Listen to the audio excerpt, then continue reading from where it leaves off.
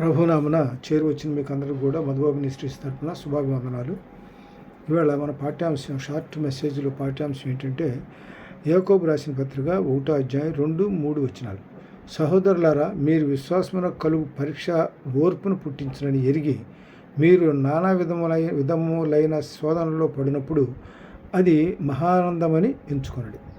శోధనలు దేవుని గురించిన శోధన మనకు ఎట్లా అంటే ఆనందాన్ని ఇస్తుంది.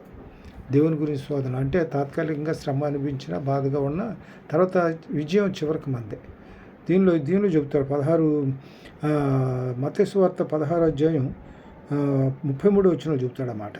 మత్తయి 16:33 అంటే లోకంలో మీకు శ్రమ కలుగును, అయినను ధైర్యం తెచ్చుకునుడి, నేను లోకమును జయించి ఉన్నాను కాబట్టి మీరు కూడా నేను జయించాను కాబట్టి మీరు కూడా జయించిన వాళ్ళు అవుతారు. అందువల్ల లోకంలో శ్రమ వచ్చినప్పుడు శ్రమల గురించి మనం భయపడాలి పడలేదు. దేవుని నిమిత్తం మన శ్రమలు ఎన్ని వచ్చినా కూడా మన ఆనందాన్ని ఇస్తే కానీ మనకి ఇంకా శోధనలోకి నెట్టేయి. తర్వాత దీనిలో మత్తయి సువార్త 5వ అధ్యాయం 10-12 వచనాలు ఏం చెప్తాడంటే, నీతి నిమిత్తము హింసింపబడిన వారు ధనులు, పరలోక రాజ్యం వారిది. నా నిమిత్తము జనులు మిమ్మల్ని నిందించి హింసించి మీ మీద అబద్ధముగా చెడ్డమాటలల్లా పలుకున్నప్పుడు మీరు ధన్యులు. అబద్ధముగా చెడ్డమాటలు పలుకున్నప్పుడు మీరు ధన్యులు. కాబట్టి దీనిలో ఇక్కడ ఇంకో మాట ఏం చెప్తాయంటే, ప్రకటన గ్రంథం 1వ అధ్యాయం 9వ వచనంలో మీ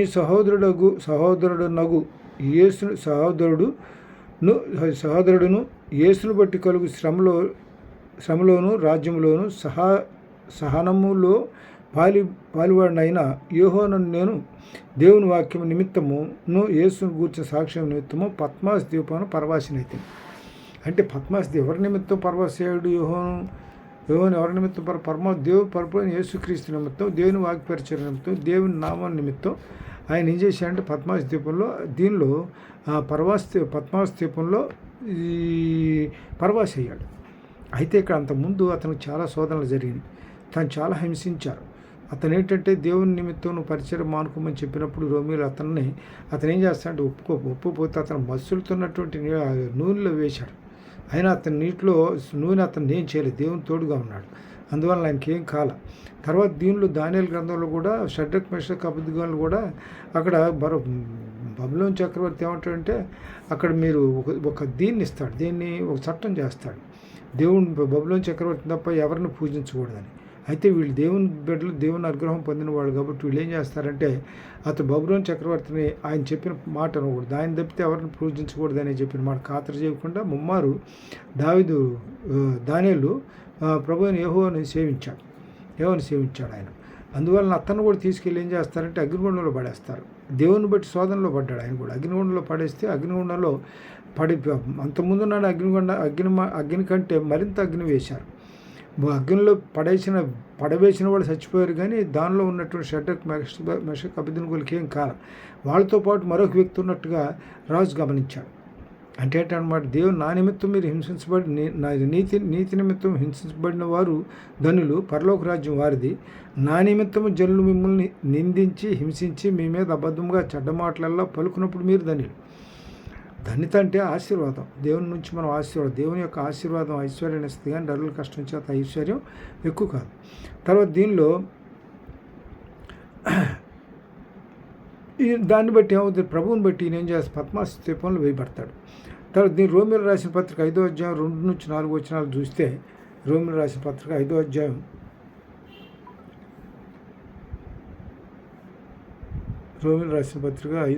2 నుంచి 4 వచనాలు. మరియు ఆయన ద్వారా మన విశ్వాసం వలన కృపయందు ప్రవేశం గలవారమై అందులో నిలిచియుండి దేవుని మహిమను గూర్చిన నిరీక్షణ బట్టిన అతిశయపడుచున్నాం. మరియు ఆయన ద్వారా మనము విశ్వాసం వలన కృపయందు ప్రవేశం గలవారమై, మన విశ్వాసం లేకుండా దేవునికి ఇష్టడై ఉంటే అసాధ్యం. అందువల్ల ఆ విశ్వాసం వలన కృపలో ప్రవేశం గలవారమై అందులో నిలిచియుండి దేవుని మహిమను గూర్చిన నిరీక్షణ బట్టి అతిశయపడుతున్నాం. దేవుని బట్టి నిరీక్షణ ఏంటి? మనకు నిరీక్షణ ఏంటి? రేపు తప్పనిసరిగా దేవుని రాజ్యానికి వారసులు అవుతామనేటువంటి నిరీక్షణ. ఇప్పుడు మనిషి ఎక్కడో రావాల్సిన మనిషి కోసం మనం ఎదురు చూడటం అనేటువంటిది నిరీక్షణ. మనిషి దగ్గరికి వచ్చి అతను ఎదురు చూసే పని లేదుగా, నిరీక్షించాల్సిన పని లేదుగా. కాబట్టి రేపు రాబోయేటువంటి ఉగ్రత నుంచి తప్పించుకొని దేవుని రాజ్యం వారసులం కావటానికి ఆయన గురించిన నిరీక్షణ దాని నిరీక్షణ బట్టి మనం అతిశయపడాలి. తర్వాత దీనిలో అంతేకాదు శ్రమ ఓర్పు నిరీక్షను కలుగు చేయని ఎరిగి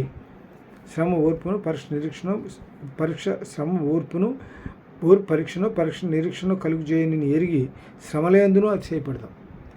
శ్రమలందు ఎవరిని గురించినటువంటి శ్రమలు ఇవి? దేవుని గురించినటువంటి శ్రమలు.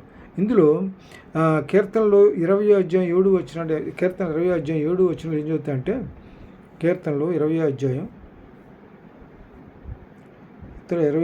7 వచనంలో ఏం చెబుతా అంటే కొందరు రథములను బట్టి కొందరు గుర్రములను బట్టి అతిశయపడుదురు. మనమైతే మన దేవుడైన యెహోవాను నామమును బట్టి అతిశయపడతాం. కొందరు గుర్రాలను బట్టి రథాలను బట్టి అతిశయపడదు. మనం ఎవరిని బట్టి అతిశయపడటం? మన దేవుడైన యెహోవా నామాన్ని బట్టే మనం అతిశయపడాలి. దీనిలో ఇర్మియా 9వ అధ్యాయం 23-24 కూడా చూద్దాం. ఇర్మియా 9వ అధ్యాయం 23-24 వచనాల్లో కూడా చూస్తే యెహోవా ఇలాగ సెలవిస్తున్నాడు, జ్ఞాని తన జ్ఞానమును బట్టి, సూర్యుడు తన శౌర్యమును బట్టి అతిశయింపకూడదు. ఐశ్వర్యవంతుడు తన ఐశ్వర్యం బట్టి అతిశయింపకూడదు.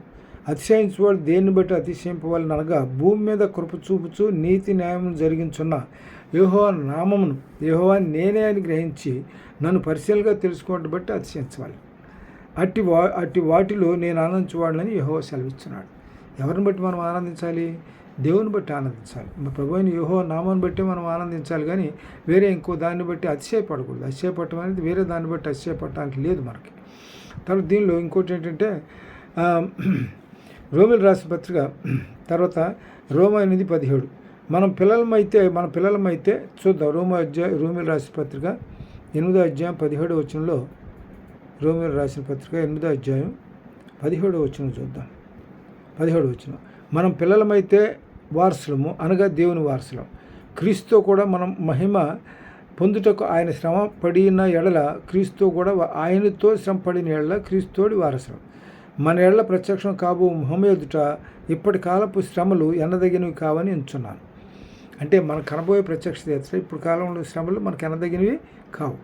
ఎన్నదగినట్టు అది పెద్దగా ఇదో పనిలే. అందుకని దేవుడు ఏం చేస్తా అంటే రాబో దీనిలో ఫిలిప్పీలు రాసిన పత్రిక 2వ అధ్యాయంలో 2వ అధ్యాయం 7-8 వచనాలు చూద్దాం.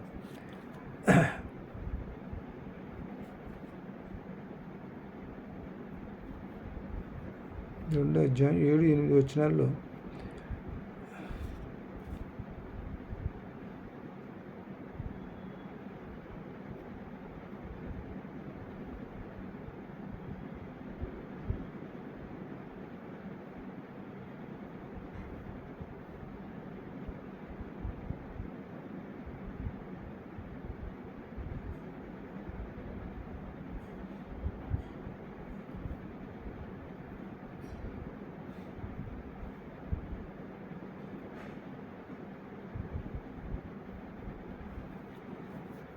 దానిలో 2వ అధ్యాయం 6వ వచనం ఏం చెప్తాడంటే ఆయన దేవుని స్వరూపం కలిగిన వాడే ఉండి దేవునితో సమానంగా ఉండుట విడిచిపెట్టకూడని భాగ్యమని ఎంచుకోవాలి.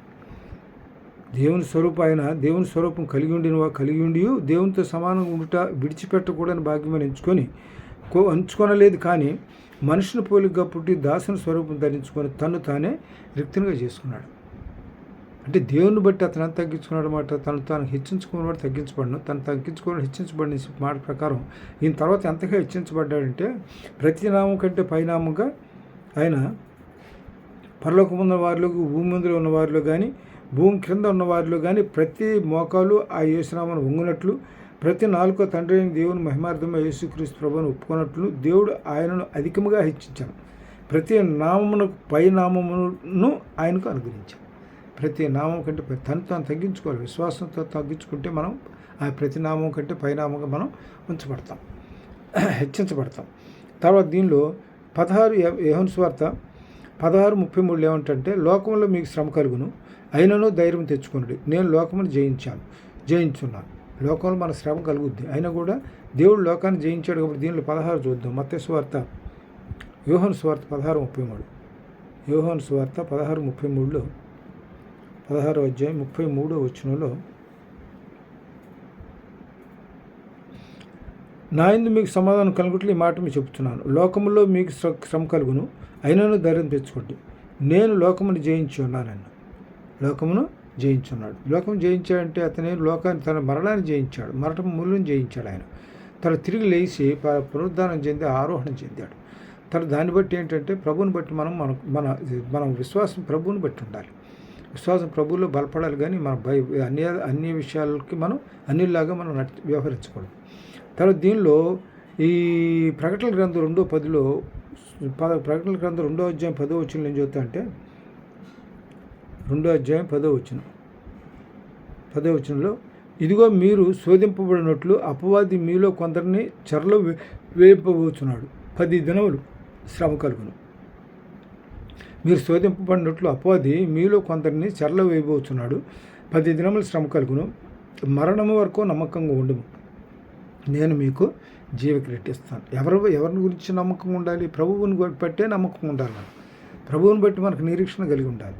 శ్రమ ఓర్పును, నిరీక్షణ కలిగి ఉన్నది శ్రమలేందో ఇష్టపడతాయి. ప్రభువుని బట్టి మనం శ్రమ పొందితే ఆ శ్రమల వల్ల మనకేమవుతుంది? శ్రమలలో మరణం వరకు నమ్మకంగా ఉన్నట్లయితే దేవుడు మన జీవకిరీటాన్ని పొందుకోగలుగుతాం. తర్వాత దీనిలో ఈ యాకోబు రాసిన పత్రిక 1వ అధ్యాయం 12-17లో, యాకోబు రాసిన పత్రిక 1వ అధ్యాయం 12-17 వచనాల్లో మనకేం చెబుతుందంటే, శోధన సహించువాడు ధన్యుడు, అతడు శోధనకు నిలిచిన వాడై ప్రభు తను ప్రేమించు వారికి వాగ్దానం చేసిన జీవ కిరీటమును పొందును.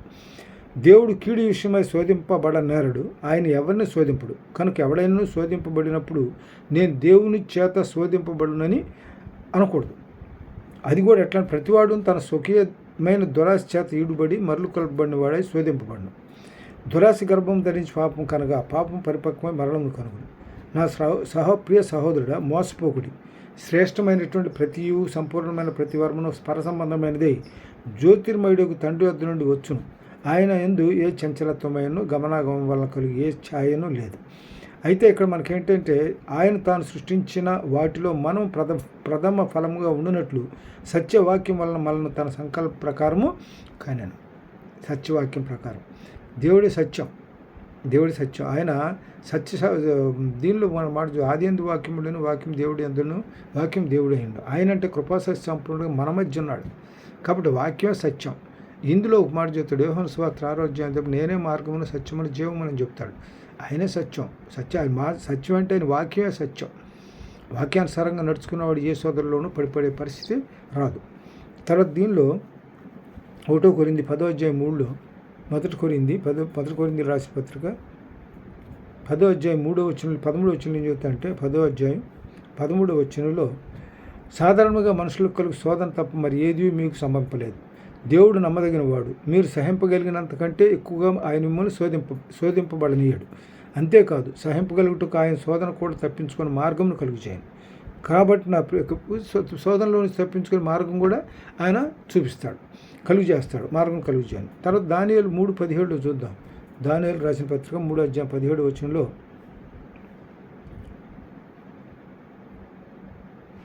దానియేలు రాసిన పత్రిక 3వ అధ్యాయం 17వ వచనంలో ఏం చెప్తా అంటే, మేము సేవించున్న దేవుడు మనుచున్న వేడిమి గల ఈ అగ్నిగుండాల నుండి మమ్మల్ని తప్పించి రక్షించడానికి సమర్థుడు. మరి నీ వశమన పడకుండా ఆయన మమ్మల్ని రక్షించను. ఒకవేళ ఆయన రక్షించకపోయినా అయితే రాజా, నీ దేవతలను మేము పూజింపమని నీవు నిలవబెట్టించిన బంగారు ప్రతిమకు నమస్కరించమని తెలుసుకున్నాం. అంటే ఎవరిని బట్టి వీళ్ళు అతిశయపడుతున్నారు? దేవుని బట్టి. అందుకే ఇక్కడ మేము సేవించున్న దేవుడు మనుచున్న వేడిమి గల అగ్నిగుండంలో నుండి మమ్మల్ని తప్పించి రక్షించడానికి సమర్థుడు. కాబట్టి ఆయన మమ్మల్ని రక్షించడానికి సమర్థుడు. కాబట్టి రాజా, నీ దేవతలను మేము పూజింపమని నీవు నిలబెట్టించిన బంగారు ప్రతిమ నమస్కారం చేయమని తెలుసుకున్నాం.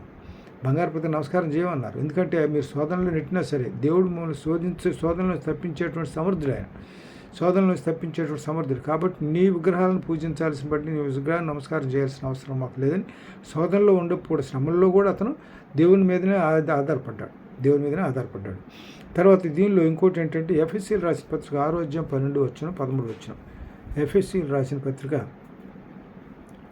6వ అధ్యాయం 12-13 వచనాల్లో చూస్తే, ఏలైనగా మన పోరాడినది శరీరులతో కాదు, కానీ ప్రధానులతోనూ అధికారులతోనూ ప్రస్తుత అంధకార సంబంధులకు లోక సనాదులతోనూ ఆకాశ మండలం ముందున్న దురాత్మ సాములతోనూ పోరాడుతున్నాం.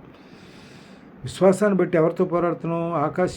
ఆకాశం దీనిలో అంధకార సంబంధులకు లోకనాథులతోనూ ఆకాశ మండలం ఉన్న దురాత్మ సంబంధులతో పోరాడుతున్నాం విశ్వాసాన్ని బట్టి. అందుచేత మీరు ఆపద్దిన మందు వారిని ఎదిరించుటకును సమస్తము నెరవేర్చిన వారై నిలువబట్టుకును శక్తివంతులగినట్లు దేవుడిచ్చు సర్వాంగ కవచాన్ని మనం ధరించుకోవాలి. సర్వాంగ కవచం అంటే మనకు అఫీషియల్ రాసిపోతే దీని తర్వాత వచ్చినాల్లో సర్వాంగ కవచం అంటే ఏమేమి ధరించుకోవాలి అని తర్వాత దానిలో చెప్తాడు. తర్వాత పేతురు రాసిన పత్రిక 5వ అధ్యాయం 8-9 వచ్చాం. మొదటి పేతురు 5వ అధ్యాయం 8-9 వచనాల్లో నిర్భరమైన బుద్ధి గలవారా మెలకుగా ఉండడి. మీ విరోధి అయిన అపవాది గర్జించు సింహాలు ఎవరిని మింగుదునా అని వెతుకుతూ తిరుగుతున్నాడు. లోకమందున్న మీ సహోదరుల యందు ఈ విధమైన శ్రమలే నెరవేర్చున్నవని ఎరిగి విశ్వాసమునందు స్థిరులై వారిని ఎదిరించుడి. ఎవరిని ఎదిరించాలి? నిబ్బరమైన బుద్ధి గలవారై మెలకుగా ఉండి మీ విరోధి అయిన అపవాదిని గర్జించు సింహాలు ఎవరిని మింగుదునానని వెతుకుతున్నాడు. దాన్ని మనం ఏం చేయాలంటే దేవుని యొక్క దీన్ని బట్టి మన దేవుని పట్ల మనకున్న విశ్వాసం బట్టి దాన్ని ఎదిరించాలి. దేవుని యొక్క విశ్వాసం బట్టి దాన్ని ఎదిరించాలి. అప్పుడు మన సాతాను మన నుండి దూరంగా పారిపోద్ది. 1 యోహాను 4:4 ఏం చెప్తాడంటే 1 యోహాను 4వ అధ్యాయం 4వ వచనంలో ఏం చెప్తాడంటే చిన్నపిల్లలారా మీరు దేవుని సంబంధులు. మనం ఎవరు విశ్వాసం కలిగిన మనమంతా కూడా దేవుని సంబంధులమే. కాబట్టి మరి మీలో ఉన్నవాడు లోకంలో ఉన్నవాని కంటే గొప్పవాడు కనుక మీరు వారిని జయించున్నారు. కాబట్టి మనలో ఉన్నవాడు ఎవరు? లోకంలో ఉన్నవాడి కంటే గొప్పవాడు. కాబట్టి ఈ సాతాను శోధనలు మనం జయించగలిగి దేవుని సన్నిధానికి దేవుని రాజ్య వారసులం కాబోతున్నాం. ఈ కొద్ది వాక్యం దేవుని తన ఇంట్లో దీవించును గాక.